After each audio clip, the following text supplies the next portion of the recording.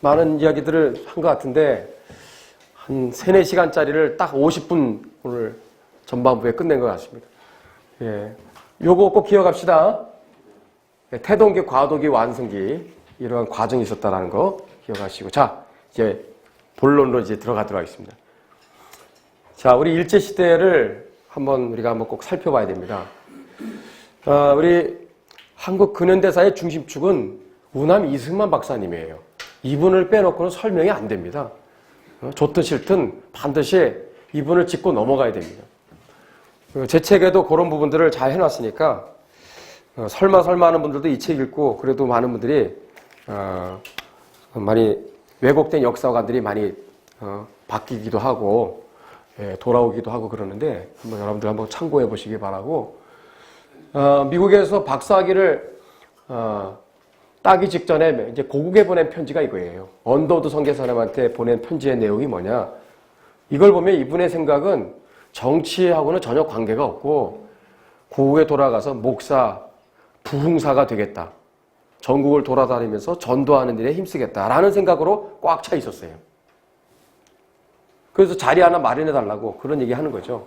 연세대학교가 이제 세워지니까 교수직을 통해서 학생들한테 내가 기독교 교육을 내가 하고 싶다. 아니면 일제 방해에 의해서 학교에서 내가 쫓겨나면 전국을 돌아다니면서 부흥사 목사가 되겠다. 그리고 이분의 원래 오래된 염원대로 1911년에 그해 여름 가을에 걸쳐서 이렇게 엄청난 많은 일을 했어요. 한 37일 동안 전국 돌아다니면서 집회를 합니다. 주관은 YMCA가 돼요. YMCA. 이 당시에 YMCA는 여기도 YMCA 옆에 바로 본관 건물이 있지만은 이 YMCA는요 기독교 정신으로 나라를 살리겠다고 하는 애국단체입니다. YMCA. 지금의 YMCA는 옛날하고 많이 퇴색이 되었죠. 이때는 그랬어요. 정말 순수한 기독교 애국단체였습니다. 그래서 어마어마하게 많은 사람들이 이 33번의 집회를 통하여서 또 전국 각지에 지부가 세워지기도 하고 그러니까 일제가 곱지 않은 시선으로 이제 보게 되죠. 마지막 33번째 모임이 개성에 있었던 개성 기독교 하령회예요. 영어로 처치 컨퍼런스입니다. 교회 수련회입니다. 근데 여기 21개 기독교 학교 93명의 학생들이 그냥 일반 학생들이 아니라 학교 그 대표 회장들이에요. 그러니까 일본이 이거를 예의주시하면서 나중에 야 이놈들 기독교에 탈을 쓰고 독립운동하는구나. 그래서 이제 발끈하기 시작하죠. 그래서 바로 그 유명한 백오인 사건이 이제 시작되는 거예요.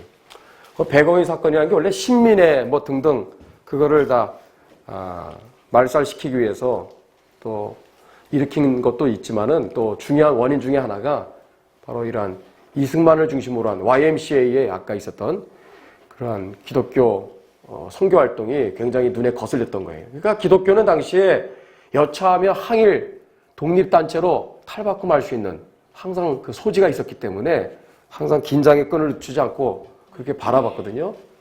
그래서 결국에는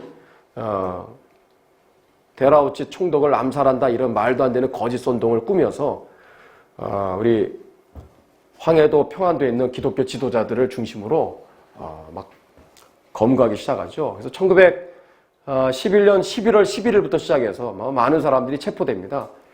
고문에 의해서 나중에 많은 사람들이 희생당하기도 하는데 전덕기 목사님 같은 분은 고문의 후유증으로 나중에 돌아가십니다. 고문당하다가 3사람 사망하고 한 4분 정도가 정신이 돌아버려요. 여기 책에도 나왔지만은 그냥 단순한 고문이 아니라 팔을 자르는 일을 한다든지 아니면 눈알을 뽑는다든지 그런 일들이 있었습니다. 기독교인들이 많이 희생됐죠. 그래서 그 700명 중에 고문에 의해서 거짓 자백을 받아서 105명을 유죄 판결을 때려서 서대문 형무소에다가 집어넣었죠. 이게 바로 105인 사건이 되는 거예요. 이승만이라고 하는 한 사람, 완전 검거 1순위였죠. 윤철 선생님은 이미 붙잡혀 들어갔고, 그래서 이승만을 체포하려고 했는데 이 두 분의 선교사의 개입으로 인해서 아슬아슬하게 나중에 해외, 미국으로 망명에 이제 오르게 됩니다. 그래서 33년 동안의 먼 타국 생활이 이제 시작되는 거예요. 3.1운동 얘기 잠깐 드리면은 1919년 3월 1일 이게 평화 만세 시운동이었는데 돌아온 건 뭐였죠? 무자비한 탄압이었죠. 3개월에 걸쳐서 7,509명이 사망했어요. 예. 다 교회만 이제 불태워버렸어요. 이 뭐 어마어마한 희생자들이 속출했죠. 이 뭐 사람들 체포할 때 거리거리 지나가는 사람들 다 여기가 다 그런 현장들입니다. 옛날에 저 시청 뭐 시작해서 광화문 여기 다 종로 지나가는 사람 딱 첫 마디가 뭐예요? 딴 거 안 묻고 너 예수 믿느냐? 기독교인이냐? 그러면 두 말 하나 그냥 체포해 갔어요. 이런 증언도 있어요. 곳에 따라서는 수십 명의 한국인들을 사지를 갈기갈기 찢어 죽였다. 그러니까 여러분들 계속 이거 해야 됩니까? 만세운동 해야 돼요? 평화 만세 시운동 계속 해야 됩니까? 그런 이제 고민과 갈등이 우리 독립운동 특히 지도자들에게 찾아오게 된 거예요. 그래서 이게 해봤자 소용없다 이거. 7,509명이 죽어나가는데 우리도 똑같이 맞짱 떠야 되지 않냐? 우리도 싸워야 되지 않냐? 무기를 들어야 되지 않겠냐? 그래서 국내에서는 불가능하니까 두만강 건너서 간도로 가자. 여기를 거점으로 해서 우리도 항일 무장투쟁을 시작하자. 그래서 간도를 중심으로 한 항일 무장투쟁 역사가 시작된 거예요. 그래서 1919년, 1920년 2년 동안에 걸쳐서 이 서간도 지역에 한 35개, 북간도 지역에 한 40여 개 정도 항일 무장단체들이 우후죽순으로 여기저기에서 창립이 됩니다. 한 70여 개가 넘어요. 다 항일 무장투쟁을 목적으로 다 설립된 단체들입니다. 여러분들 우리가 알아야 될 게 이런 무장투쟁을 하는데 컨트롤 타워가 필요하죠. 누군가 뒤에서 임시정부가 있어서 통제를 해야 되는데 그런 필요에 의해서 임시정부가 이제 수립이 됩니다. 우리가 아는 임시정부는 상해 임시정부라고 생각하는데 아닙니다. 전체 7개예요. 임시정부는 7개입니다. 상해 임시정부는 3번째 수립되었어요. 순서대로 나열한 겁니다. 파란색은 설립된 날짜가 확실한 것은 이제 제가 파란색으로, 나머지 회색이에요. 순서는 맞아요. 이렇게 7개가 세워졌는데 놀라운 것은 순서가 제일 먼저 대한국민의회, 이 연해주 우스리스크에서 세워졌어요. 처음에 우스리스크에서 세워졌다가 이제 블라디보스토크로 내려오죠. 자꾸 블라디보스토크 그러는데 우스리스크에서 세워진 겁니다. 건물이 지금도 있어요. 예. 그런 차이를 좀 이해하시고 어쨌든 이게 제일 먼저 한 달 앞서 세워졌고 그 다음에 상해 임시정부는 한 달 뒤에 그 다음에 서울에서 한성정부가 세워지게 된 겁니다. 우리가 이 3개만 추려서 한번 정리해보면 이렇습니다. 제일 먼저 우스리스크에서 대한국민의회가 이제 수립됩니다. 두 번째 어디? 상해 임시정부죠. 4월 11일. 세 번째가 한성정부예요. 그 외에 또 4개, 해서 7개가 세워졌으니 보기가 안 좋잖아요. 그러니까 독립운동가들 사이에서 야 이거는 아니다. 하나로 흡수통합을 해야 된다. 어디로 흡수통합을 했을까요? 우리가 볼 때는 자꾸 상해 임시정부가 하도 부각이 되니까 이쪽으로 흡수통합을 해야 되지 않겠나 그랬는데 아니에요. 이쪽으로 흡수통합이 됩니다. 이쪽으로. 당시에 초기에 상해 임시정부의 중심 인물이 안창호 선생님이에요.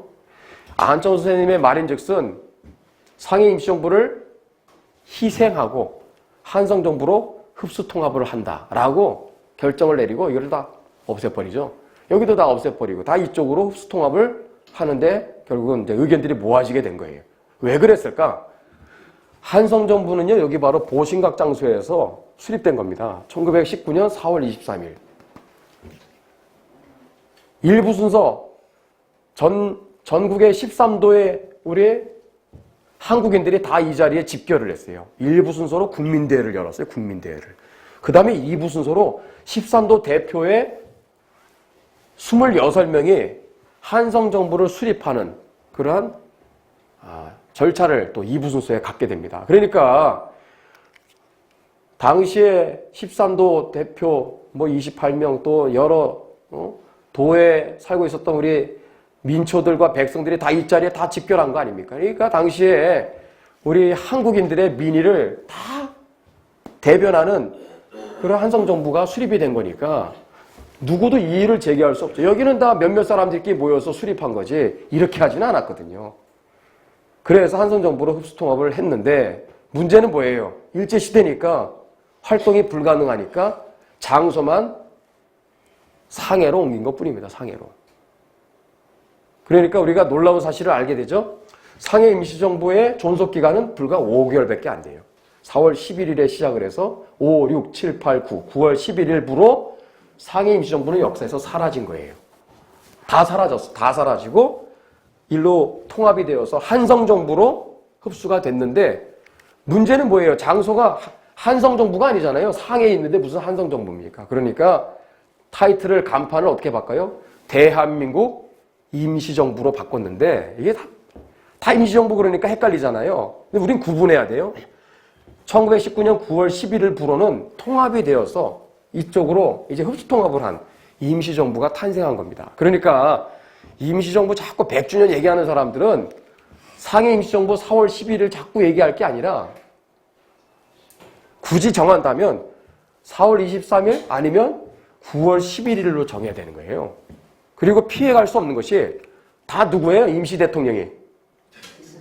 이승만은 어디 가나 피해갈 수 없거든. 광화문에 동상을 세워야죠. 응? 왜 이건 뭐 얘기도 안 합니까? 맨날 임시정부 얘기하면서. 이율 배반적인 거거든요. 제가 생일이 4월 11일입니다. 저는 4월 11일을 가장 사랑하는 사람이에요. 제 생일이니까. 그러나 그렇다 쳐도 저는 4월 11일을 대한민국 임시정부의 기원으로 삼지 않거든요. 역사를 아니까. 아니 5개월 만에 사라졌는데 응?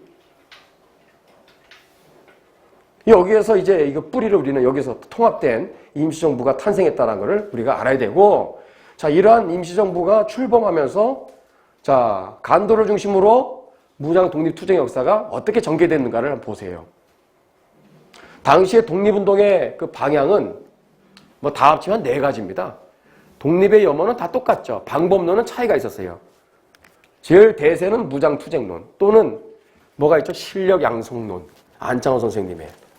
시간이 너무 오래 걸려요. 또 뭐가 있죠? 의열투쟁론. 혼자서 혼자서 맨주먹 맨손으로 맞짱 뜨는 거죠. 일제라. 너무 무모해 사실은. 뜻은 좋지만. 근데 아무도 주목하지 않았던 방법론이 외교 독립론입니다. 무장투쟁론의 대세, 그 대세 가운데 가장 대표적인 무장투쟁론 그런 주창자는 누구였을까? 사실은 1순위가 안창호 선생님입니다. 안창호 선생님이 무장투쟁론의 가장 핵심 인물이에요. 가장 앞장서서 제일 외쳤고.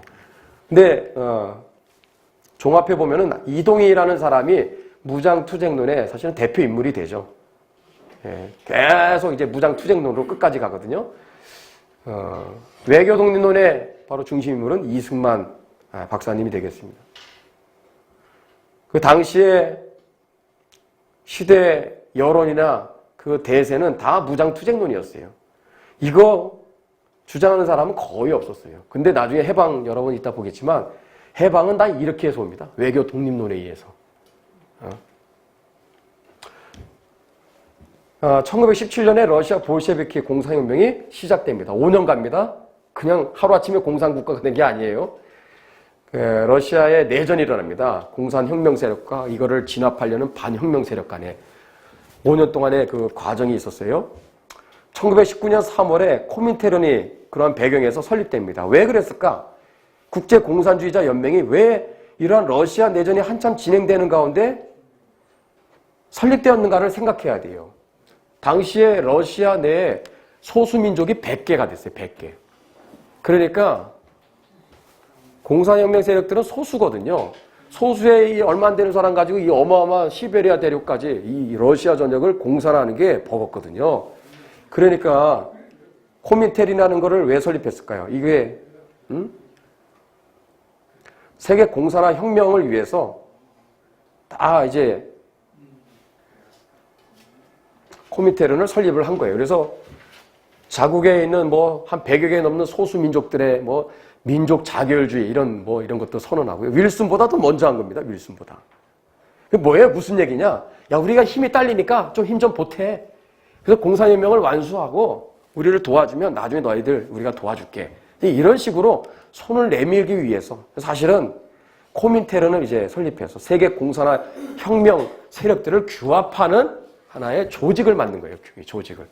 우리의 힘으로는 야, 이 볼세비키 공산혁명 이거 이러다가 실패할 것 같으니까 이런 일이 있었는데 놀라운 게 이거죠.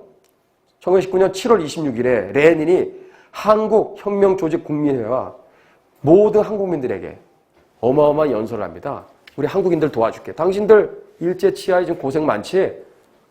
신음하고 있고 고통 당하고 있는데 우리가 당신들 독립운동을 지원해 줄게. 근데 우리 먼저 도와줘. 우리가 지금 너무 발등에 불이 지금 러시아 내전 때문에 우리가 지금 너무 힘이 딸리니까 당신들이 힘을 보태라는 거예요. 이걸 누가 덥석 손을 잡았죠? 이동희가 잡은 거죠. 그래가지고 자, 이런 배경에서 최초의 공산주의 정당인 한인사회당이 일찌감치 1918년 5월 러시아 하바로브스크에서 세워진 거예요. 이 건물이 지금도 그대로 있어요. 이때부터 이분은 공산주의자가 된 겁니다. 완전 전향을 했어요. 우리 민족주의자 아닙니다. 심지어 레닌한테 한인사회당은 공산주의 운동을 위하여 심신을 바치겠다. 맹세에 서양문을 갖다 바친 사람이 이동이라는 사람이에요. 놀랍게도 이분이 기독교인이었어요. 시작은. 전도사였어요. 전도사. 아세요? 기독교. 또 전도사였는데 가짜입니다. 가짜. 기독교인인데 여러분 공산주의가 될 수 있어요? 절대로 불가능합니다. 기독교인인데 사회주의자가 될 수 있어요? 절대 그거는 있을 수가 없는 일입니다. 원래부터 가짜였다라는 것을 반증하는 거예요. 예.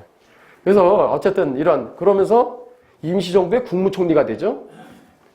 완전히 이승만 박사와 완전 상극이 되는 거죠. 1920년 되었을 때 1월에 임시정부 국무회의에서 결정이 이제 내립니다. 어떤 결정? 레닌한테 세 사람을 파견해서 레닌의 자금을 지원을 받자. 그래서 4월에 박진순과 한영권을 모스크바로 파견합니다. 자금줄을 우리가 지원받기 위해서. 박진순, 한영권 이름 기억하세요? 바로 이 사진. 이게 언제적 사진이냐? 1920년 코민테른 국제공산주의 바로 대회를 열고 있어요. 이 사람은 누구예요? 레닌이 연설하고 있죠. 근데 여기 태극기가 있네? 최초의 태극기 집회입니다.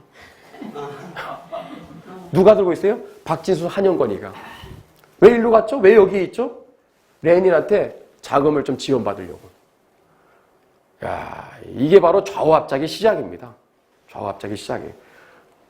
아니, 일제 제국주의 도둑놈 날강도를 때려잡겠다고 여러분 연쇄 살인마랑 손잡으면 돼요?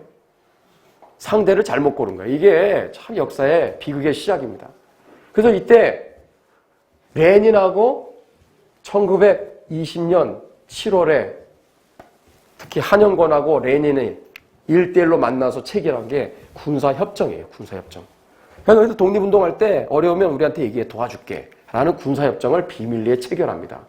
이게 나중에 어떻게 비극으로 이어지는지를 보세요. 자, 간도에서 일어난 무장투쟁은 우리가 아는 투쟁은 딱 두 개예요. 이게 전부예요. 홍범도 장군의 봉오동 전투. 임시정부 내부 자료에는 120명 사살했다고 그래요. 일본 측 자료에 보면 몇 명 전사했다고 돼 있어요? 한 명. 한 명. 잘 보세요. 우리가 잘 아는 청산리 전투. 제가 이때 살아서 제가 그때 직접 사진을 찍은 겁니다. 계곡에 숨어가지고. 참 박물관에서 찍었는데 딱 느낌이 오지 않아요? 이렇게 지형지물을 이용해가지고 6일 동안 10번 싸워서 대승을 얻게 되죠. 근데요, 참 이상한 거는 임시정부 내부 자료에는 600명 사살로 돼 있어요. 일본 측 자료는 몇 명 전사? 12명. 어디가 맞을까요? 확실한 거는 600명은 아니라는 거예요. 왜냐하면 이 당시에 일본 토벌부대들의 단위는 중대급이었어요. 중대급. 30년대 넘어와서야 사단급으로 뭐 수천 명, 만 명 이런 식으로 이렇게 토벌 작전에 투입이 되었지. 이때는 기껏해야 600명이에요. 600명의 중대급과 싸우는데 600명을 다 죽였다? 이거는 좀 너무 과장이 심하다라는 거예요. 그래서 역사학자들의 그 양심 있는 역사학자들의 그 이야기는 뭐냐면 이거 다시 연구해야 된다. 이거부터 다시 공부해야 된다. 다시 연구해서. 그래서 이게 너무 뻥튀가 되었다라는 거는 확실합니다. 정확한 숫자는 저도 몰라요. 연구해야 됩니다.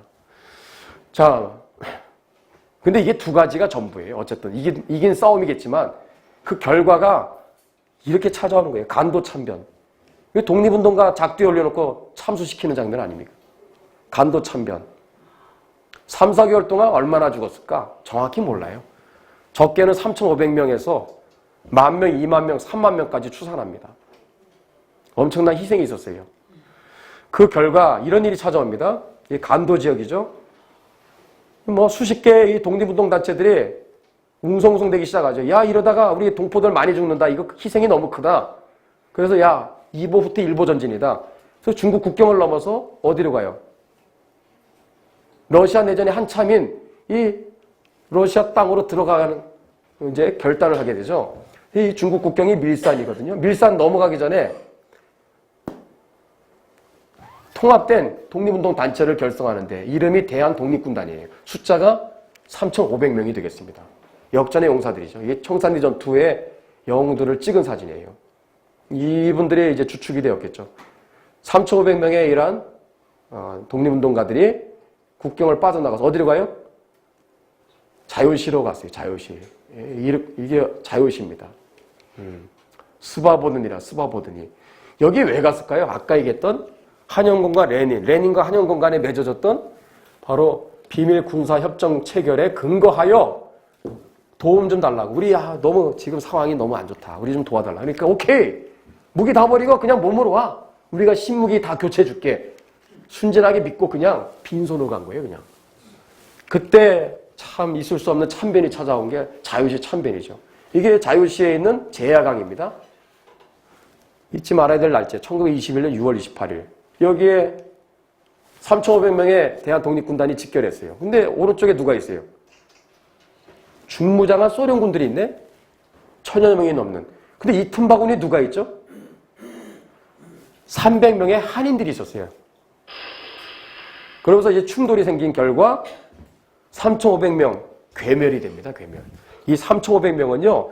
우리의 자력으로 해방을 얻어낼 수 있는 마지막 히든카드예요. 히든카드. 일당백입니다. 아주 역전의 용사들이에요. 근데 여기서 다 작살나버린 거예요. 어떻게 이런 일이 일어났을까? 그 중요한 그 열쇠를 바로 이 300명에서 우리가 풀어가야 돼요. 300명의 우리 한인들이 있었는데 이 사람들은 생김새는 한국인들인데 골수 공산주의자들입니다. 이들은 완전한. 예. 그래서 300명과 3,500명 간에 설전이 벌어집니다. 먼저 300명의 한인들이 대한독립군단한테 그래요. 너희들 잘 왔어. 수고했어. 고생했어. 자, 우리 러시아 내전이 지금 한참 급하니 힘을 보태라. 그리고 러시아 내전이 끝나면 우리가 당신들의 독립운동을 지원해 주겠다. 3,500명이 뭐라고 그래요? 무슨 소리 하냐고. 우리가 왜 러시아 내전에 우리가 끼어들어야 되냐. 우리는 빨리 무기 가지고 독립운동에 다시 들어가야 돼. 간도로 가야 돼. 고집 피우지 말고 빨리 우리의 이 러시아 내전에 힘을 보태. 그리고 좀 있다가 다 우리 러시아 내전 끝나면 우리가 마음껏 지원해 줄게. 그러니까 뭐래요? 자꾸 여기는 또 안 된다고 그러죠. 무기 달라고 그러고. 그게 뭐라고 그래요? 주도권은 우리한테 있어. 고집 피우지 말고 우리한테 와. 아직은 독립운동하지 말고 여기 지금 우리의 힘을 보태야 때야.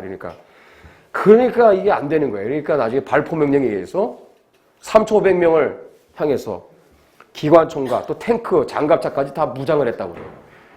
무기도 없는데 어떻게 됩니까? 그래서 현장에서 900명이 사살당하고 1,500명이 실종 내지 익사되는 거죠.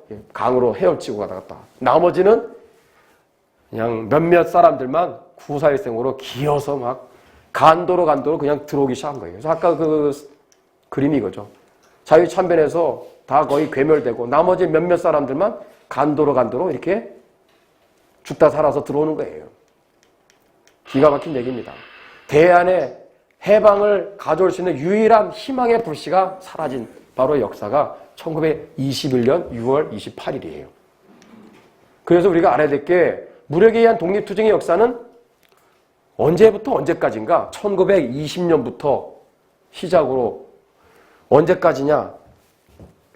자유시 참변을 기점으로 완전히 쇠락의 길로 갑니다. 그래서 완전히 사라진 때가 1926년이에요. 그러니까 만으로 딱 7년입니다. 항일 무장 독립투쟁의 역사는 7년 만에 역사에서 사라지는 거예요. 그 이후에는 없어요.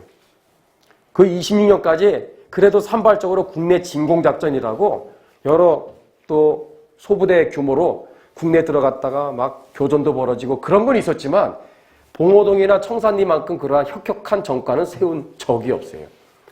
1926년에 사라지게 되는데 왜 그렇게 됐을까?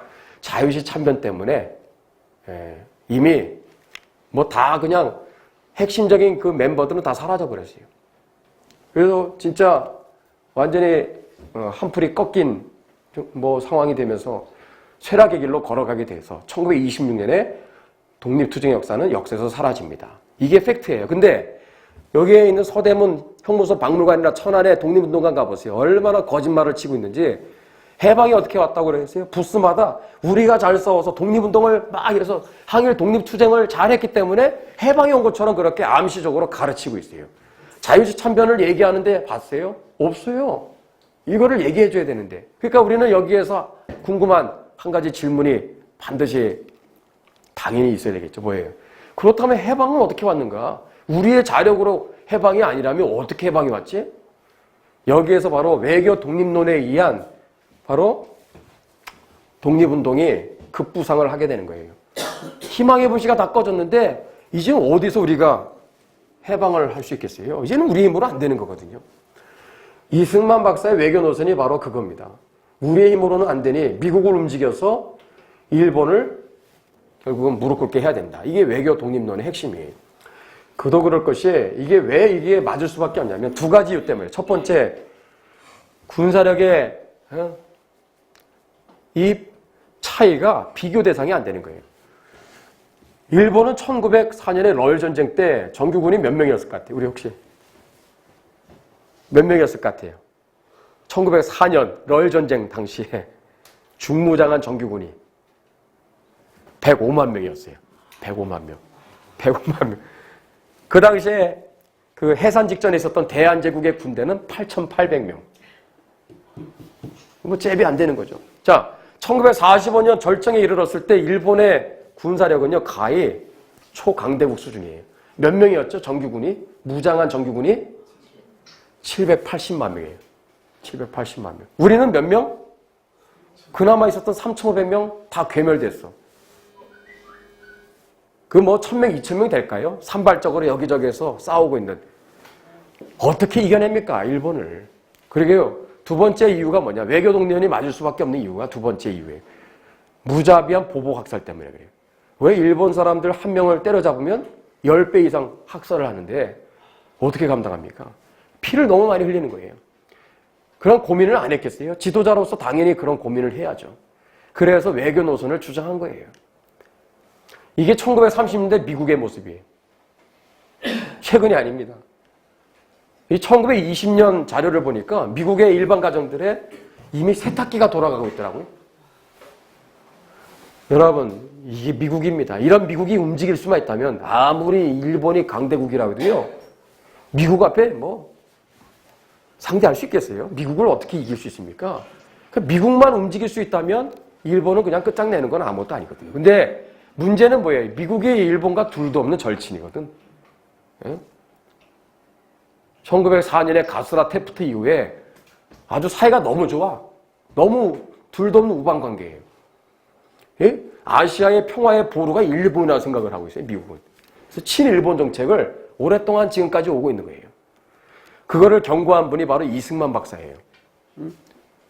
그 경고가 맞아떨어진 게 바로 1931년 9월 18일 만주사변입니다. 이거는 단순한 하나의 그 사건이 아니에요. 이 만주가 이겁니다. 일본이 이 조선에 만족하지 않고 이 만주를 드디어 침공했다는 것은 만주를 발판으로 중국을 넘보는 날이 얼마 안 남았구나. 중국과 맞짱 뜨겠구나. 중일전쟁이 일어나겠구나. 그리고 중국을 넘어서 반드시 미국과 전쟁을 벌이는 날이 반드시 오겠구나라고 생각한 유일한 한 사람이 이승만 박사예요. 만주라는 이것을 쳤다고 하는 것은 만주가 이게 굉장히 중요한 병창기지거든요. 지하전도 풍부하고. 그래서 만주를 발판으로 야, 세계적으로 판을 이제는 키우겠구나. 세계대전을 이놈들이 이제는 나가는 이제 중요한 이제는 때가 됐구나 하는 것을 내다본 거예요. 그래서 이승만 박사의 일기를 보면 이때부터 일기의 양이 점점 많아집니다. 활동이 굉장히 많았다라는 거죠. 1933년에 5월에 태평양 주보를 보니까 미일 전쟁, 태평양 전쟁이 41년 12월 8일에 시작돼요. 8년 앞서서 이미 그거를 예견합니다. 내다보면서. 하와이 군도에 8개 섬이 있는데 8개 섬 중에 진주만 있는데 보니까 뭐 미국의 해군 전력이 다 여기에 집중돼 있는데 방비가 너무 허술한 거예요. 야, 일본 군대가 오면은 어서 오십시오 문을 열어주는 형국이더라. 이렇게 해야 되면 되겠냐? 제대로 방비를 해야 될 텐데 너무 허술하다 하면서 진주만을 실명을 거명했어요. 대단합니다. 이게 최초의 자료예요. 진주만 바로 공격을 이미 8년 전에 내다본 거예요. 이승만 박사님은 사람이 아니라 외계인입니다. 진짜. 이 시대와 국제 정세를 보는 눈이 확실히 엄청난 거예요. 이게. 일기를 보니까 이런 내용이 있더라고요. 유럽 국가 중에 일본에 맞설 나라 없다. 미국밖에 없다. 미국이 일어나야 된다. 미국 제발 정신 차려야 된다. 근데 미국이 정신을 차립니까? 응? 좋아 죽는데 일본과 둘도 우방이니까. 그러니까 이 잠자는 미국을 깨우기 위해서 이리 뛰고 저리 뛰고 하는 거예요. 근데 미국은 귀 기울이지 않죠. 그러다가 뭘 깨우죠. 그게 뭐예요? 무슨 전쟁? 중일전쟁이 발발한 거예요. 중일전쟁이. 미국을 깨우기 위해서 쓴 책이 뭐예요?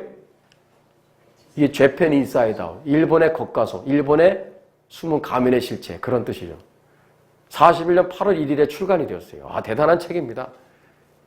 예, 이거 읽어보셔야 되는데 지금 시중에 없습니다. 예, 다시 찍어내야 돼요. 이 책은 1장에서 15장까지 있는데 1장만 소개할게요. 일본의 그 천황 숭배사상 교리를 얘기하고 있어요. 첫 번째 한번 읽어봅시다. 시작. 천황은 신로서.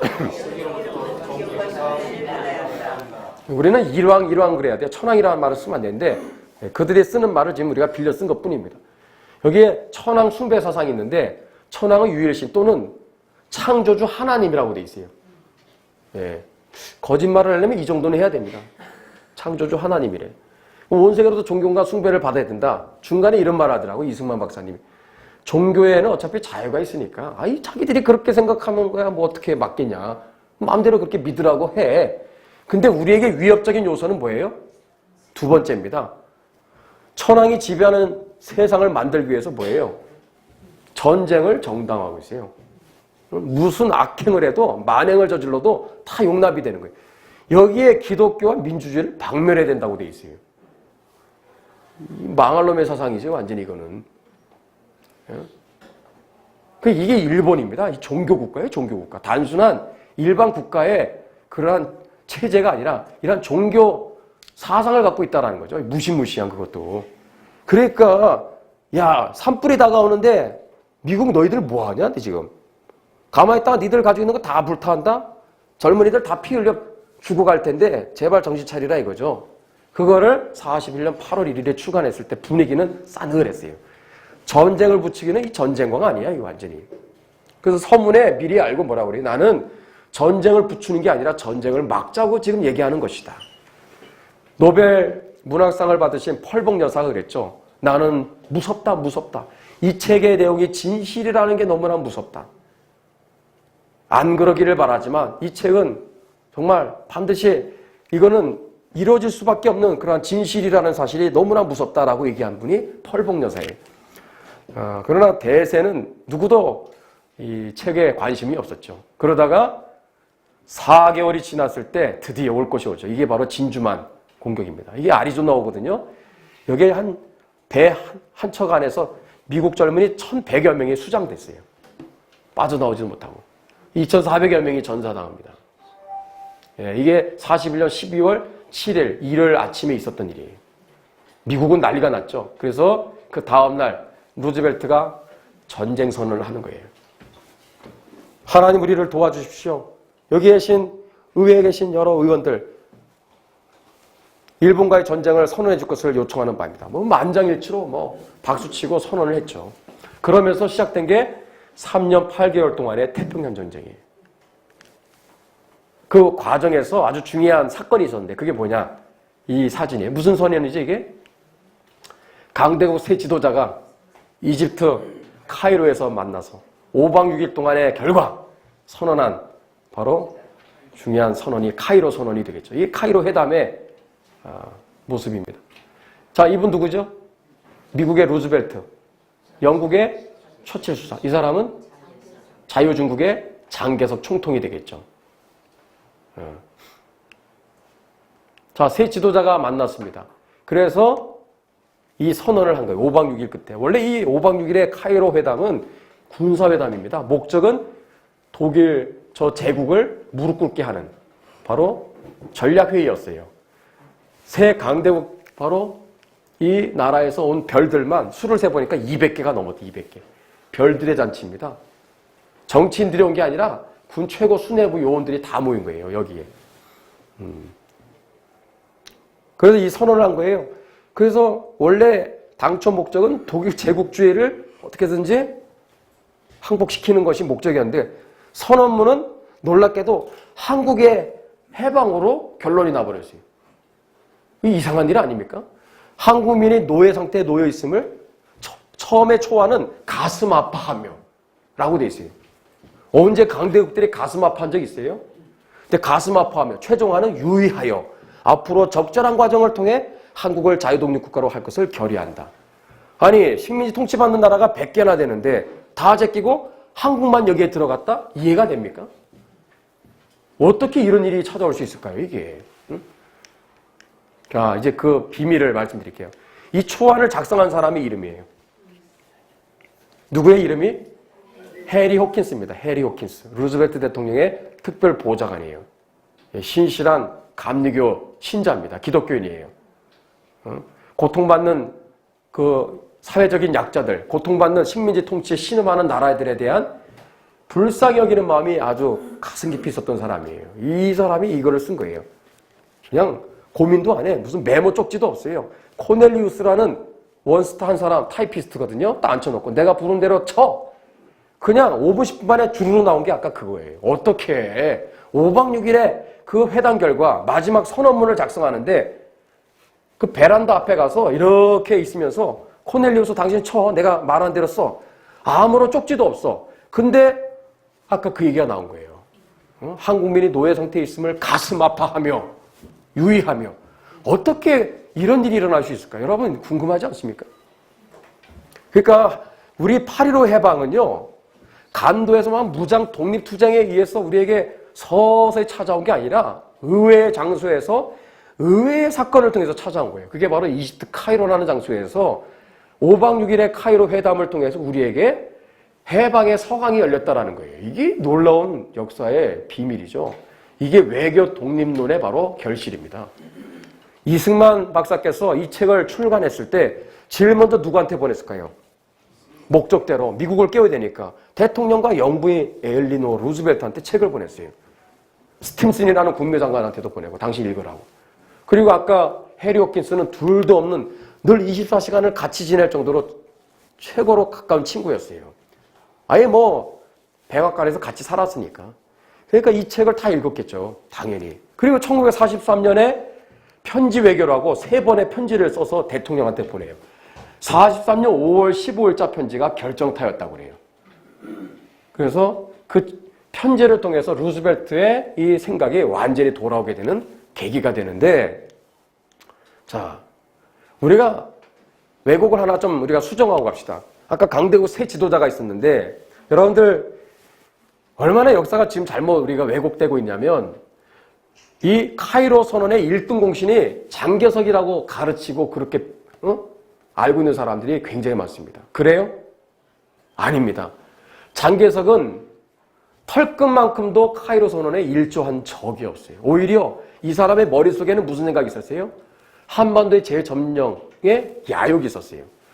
1943년 11월 23일입니다. 23일 저녁에 루즈벨트와 장개석이가 저녁 만찬에 그 시간을 가지면서 대화를 하는데 루즈벨트가 깜짝 놀랐어요. 이 장개석이 하는 얘기를 듣고. 그래서 다음날 아침 24일 오전 11시에 영국과 공식회담 중에 이런 말을 한 거예요. 루즈벨트가. 중국은 의심할 여지 없이 뭐예요? 만주와 한국의 재점령을 포함한 광범한 야망, 와이드 에스피레이션. 야, 욕심이 막 하늘을 찌르고 있더라 이거예요. 이 무슨 얘기냐?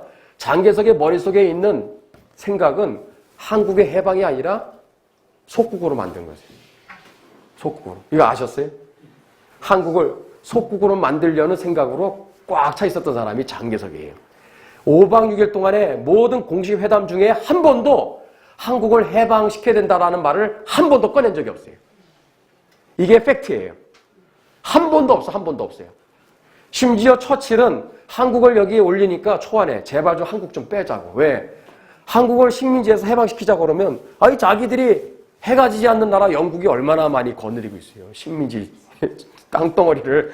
그러니까 한국을 해방시키면 도민의 현상에 의해서 우리도 그럴 거 아니야. 그죠? 전 세계가 난리를 칠 텐데 부담이 됐던 거죠. 그래서 예? 그래가지고 예. 한국을 제발 삭제하자고 그렇게 부탁을 한 거예요. 그러니까 누구도 한국의 해방에 관심이 없었어요. 누구만 있었는가? 루즈벨트만 있어요. 루즈벨트. 도대체 루즈벨트의 머릿속에 누가 그런 생각을 가져다 줬을까? 해리 호킨스의 마음에 누가 그런 생각을 가져다 줬을까? 이게 놀라운 역사에 참 밝혀야 될 비밀입니다. 궁금해야 되는데 오늘 제가 그거를 공개할게요. 바로 이 사진입니다. 여러분 이 사진 처음 보시죠? 네. 1941년 8월 10일 카이로 회담 2년 3개월 앞서서 이런 일이 있었어요. 벌써 2년 3개월 훨씬 앞서서 장개석이요. 정말 한국의 해방을 위해서 막 건의도 하고 제발 어떻게 한국 좀 해방시켜 주십시오라고 한 것이 맞다 치더라도 예, 이미 장개석과는 상관없이 루즈벨트의 마음속에 한국을 해방시키겠다는 마음은 일찌감치 찾아오기 시작했다라는 증거야, 증거.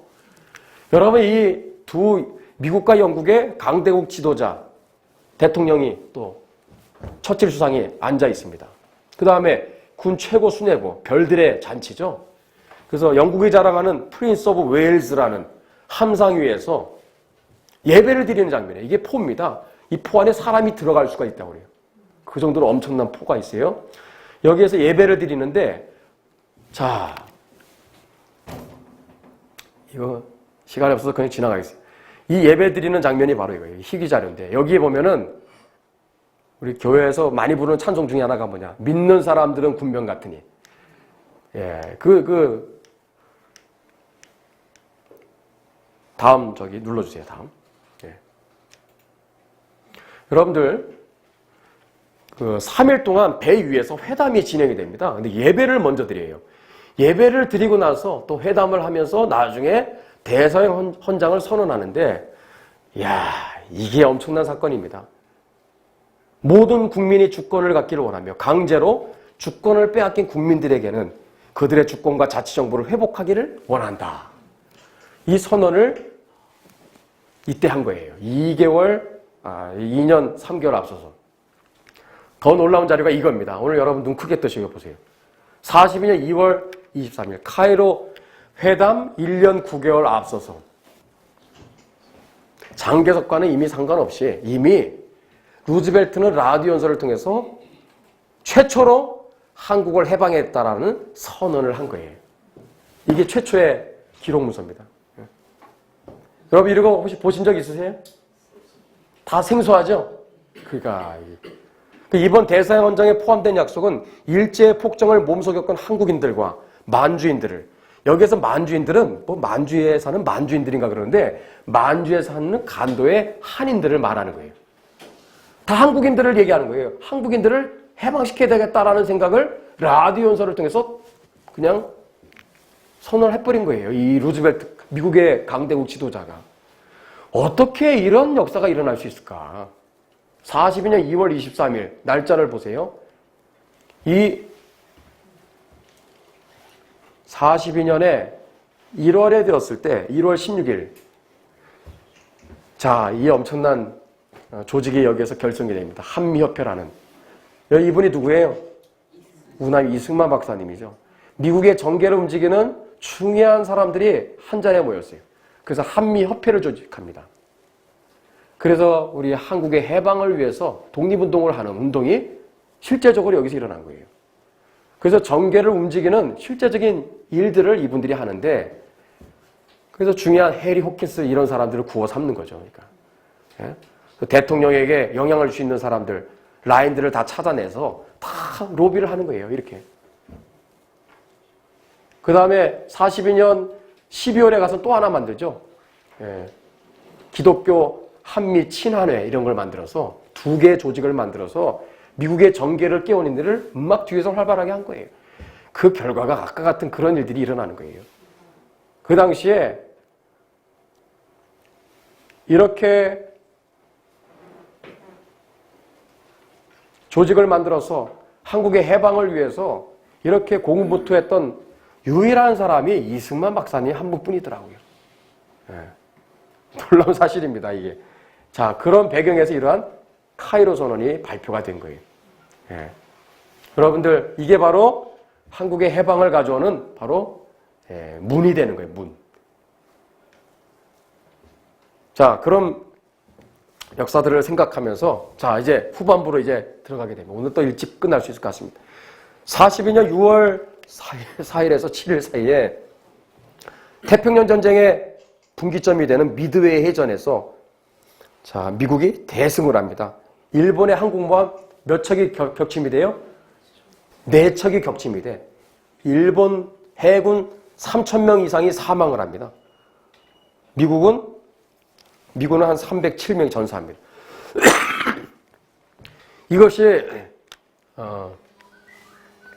이것이 바로 이제 태평양 전쟁에 바로 일본 군대가 이제 쇠락의 길로 걸어가는 이제 계기가 되는 거예요. 이 미드회전에서 완전히 패하면서 더 이상 힘을 못 쓰는 거예요, 힘을.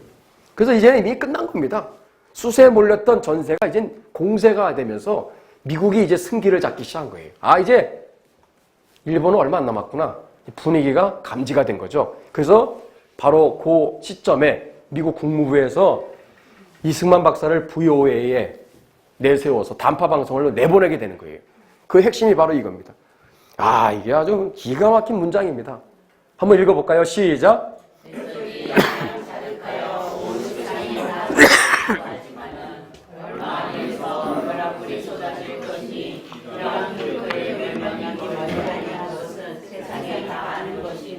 예. 하늘에서 뭐가 떨어져요? 벼락불이 떨어진다고. 야, 어떻게 이렇게 확신합니까? 그리고 일왕 히로히토의 멸망이 멀지 않았다. 저는 이 문장이 옛날 옛적에 있었던 일이 아니라 반드시 이제 멀지 않은 시점에 저 김정은 독재 우상체제에도 똑같이 적용이 된다고 저는 믿습니다. 김정은 정권 얼굴에 보니까 죽을 사자가 딱 보이더라고. 이제는 바뀌었어요. 이제 모든 이 기류가 완전히 이제는 바뀌어 버렸어요. 예? 점점 이제 죽어갑니다. 지금. 북한의 김정은의 멸망이 멀지 않았다. 똑같이 저도 우리 또 얘기할 수 있겠습니다. 자, 벼락불이 떨어지는데 몇 번 떨어져요? 3번 떨어지더라고. 이게 첫 번째 벼락불이에요. 45년 3월 10일에 도쿄 대공습입니다. B-29 폭격기 한 350대가 떠. 전투기가 한 150대가 호위해. 하늘이 새카맸겠죠. 어디로 가요? 도쿄로. 네이팜탄을 터뜨리는데 이게 이렇게 터지면 이렇게 돼요. 이 고열이 발생하면 사방에 있는 모든 생물체는 수검댕이가 되는 겁니다. 무시무시한 무기예요. 이런 이제 작전을 진두지휘한 사람이 이 사람, 커티스 르메이예요. 일본을 석기시대로 만들겠다. 이분이 가면 다 석기시대가 되는 거예요. 6.25 때도 우리나라 와서 평양을 석기시대로 만든 분이죠. 아, 무서운 분입니다, 진짜. 커티스 르메이가 지금 살아있었으면 이미 김정은은 끝났을 것 같은데. 예. 도쿄에 이렇게 비오듯 폭탄을 떨어뜨리는 거예요. 2,400톤입니다. 3시간 동안 투하해. 엄청난 겁니다. 이 다음날 사람이 이렇게 돼버렸어요. 예. 도쿄 시민들 15만 명이 사망을 했습니다. 일본은 항복을 잠깐 생각하다가 더 악랄한 계획을 세우죠. 한국교회 지도자들, 목사님들, 장로님들 이런 분들입니다. 1만에서 2만 명을 8월 17일, 45년 8월 17일, 또 18일 이틀에 걸쳐서 다 대량 학살하려는 계획을 세워요. 이거 아셨어요? 근데 이 계획이 실행되기 이틀, 3일 전에 일본이 결국 항복을 선언하죠. 왜? 원자폭탄 뻥 터지죠? 14만 명 죽습니다. 현장에서. 어떻게 살아나? 어떻게 버텨냅니까? 이게 도쿄. 이게 히로시마입니다. 히로시마. 다 박살났죠? 사람은 뭐 다 엄청나게. 제가 사진을 웬만큼 다 갖고 있는데, 비참하더라고요. 진짜. 이거는 나가사키. 저는 궁금해요. 이 사진 찍은 사람 살았을까, 죽었을까? 아유, 살았으니까 아마 이게 이렇게 전해지겠죠? 그래서 나가사키에 떨어서 7만 4천 명이 현장에서 사망을 했습니다. 그 결과 뭐예요? 우리에게 해방이 찾아온 거예요, 해방이. 그리고 죽다가 살아난 거죠. 감옥에 있었던 우리 한국교회 지도자들. 대표적인 사진입니다. 추록하신 교회 지도자들이에요. 이분들이 죽기 직전에 다 살아나서 추록하는데 추록 날짜가 8월 17일이더라고요. 평양 감옥에서 추록하신 분들이에요. 예, 장례일인데 그날이 석방일이 된 거예요. 참 역사의 아이러니예요. 우리나라의 역사를 보면 참 보이지 아니하는 어떤 손이 이 나라를 꽉 붙잡고 있다는 것을 부인할 수가 없는 거예요. 이게 하나님이 하신 거죠. 그래서 제가 성경 구절에 한번 이걸 인용해 봤어요. 옛적부터 항상 계신 이가 와서 하나님이죠. 지극히 높으신 이의 성도들을 위하여 원한을 풀어주셨고 우리 일제 30년 동안 얼마나 한국교회가 기도했어요. 우리 2천만 동포들이 얼마나 해방을 간절히 염원했습니까? 많은 분들이 순교했고 또 많은 분들이 또 순국을 하셨고 또 독립운동을 하시다가 희생당하기도 하고 그 피가 하늘을 찌르는 거예요. 그 때가 이름에 나라를 얻었더라. 누가? 성도들이. 이게요 딱 들어맞은 게 바로 8.15 해방의 역사입니다. 누가 부인할 수 있겠어요? 이승만 박사를 자꾸 친일파 그러는데 모르는 소리입니다. 그분의 인생 90년을 연구해 보세요. 이분이 친일파였던 적이 있었던가. 오히려 철저한 반일주의자지. 예?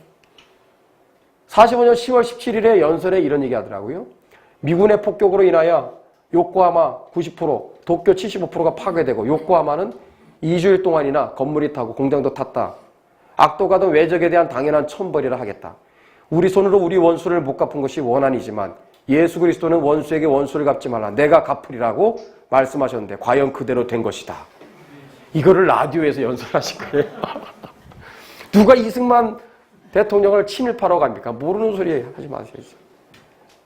누구보다도 반일주의자입니다. 하여튼. 뭐 독도는 우리 땅 자꾸 얘기하시는 분들은요. 이승만 박사님이 얼마나 위대한 일을 한지 아세요? 평화선을 끊고 일본 너희들 감히 우리 해역으로 들어오지 마. 쟤네들이 이승만 라인 그래가지고 막 데모해 막 이승만 막 타도 걸기대도 하고 막 그렇게 아주 그냥 두려워했던 인물이 이승만 대통령 아닙니까?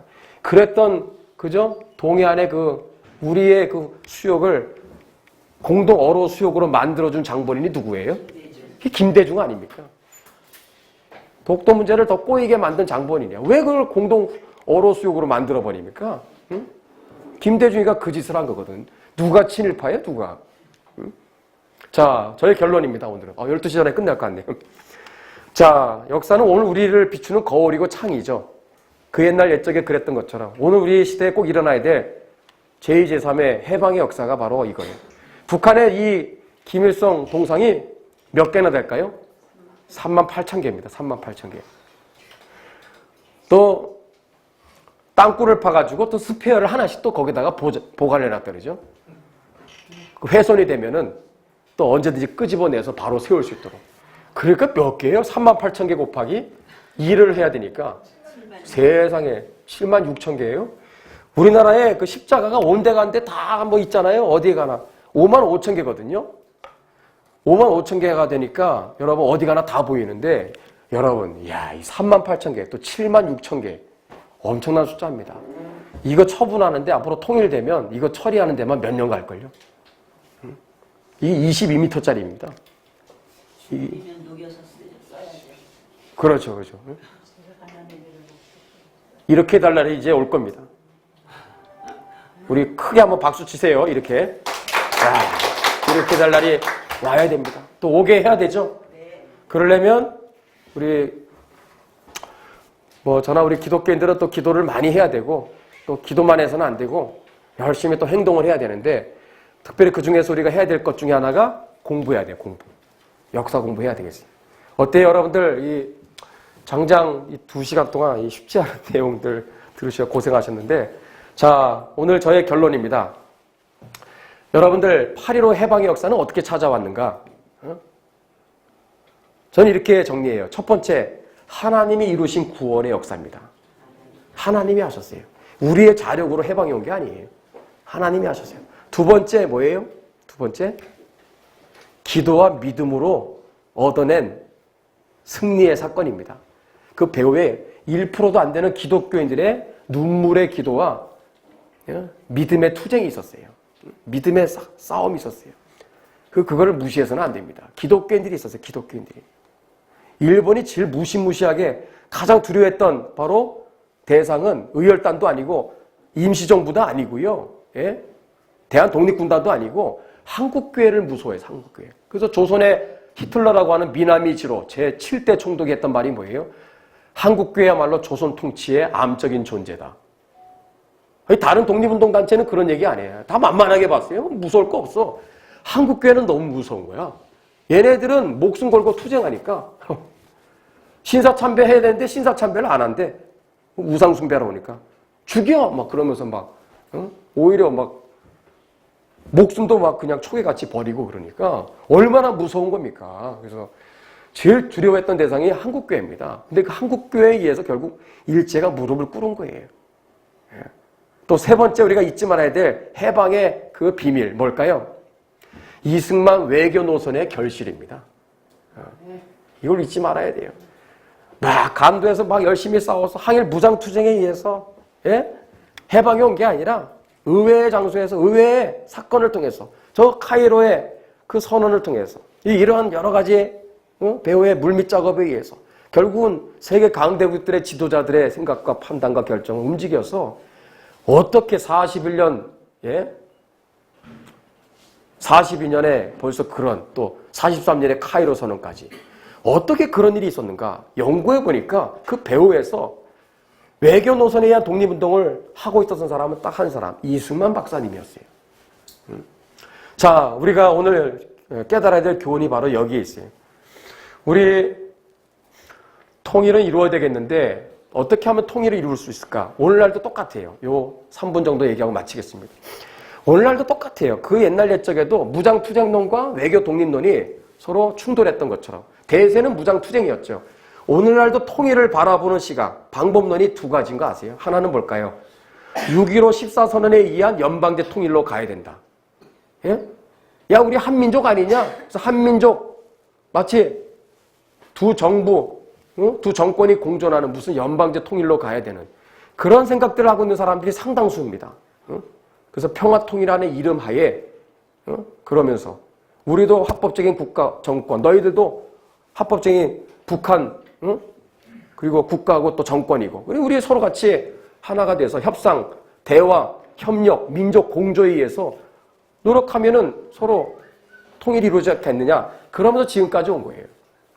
그래서 여러분, 우리나라는 지금까지 통일 정책은 없고 분단 관리 정책만 있어요. 분단 관리 정책.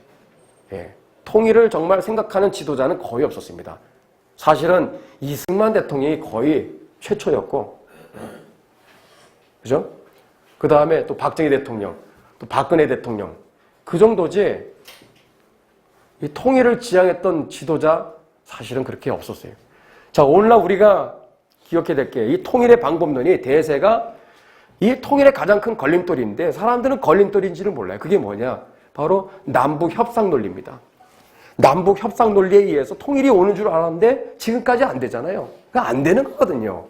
그 사람들하고 협상과 대화에 그 대상이 아니라는 걸 일찌감치 알았어야 되는데 우리는 지금까지 그걸 몰랐던 거예요. 북한을 몰라도 너무 몰랐던 거죠. 자, 우리가 붙잡아야 될 통일의 방법론은 또 하나예요. 그게 뭘까요? 오로지 자유통일입니다. 자유통일. 기독교 용어로 말하면 복음통일이 되겠죠.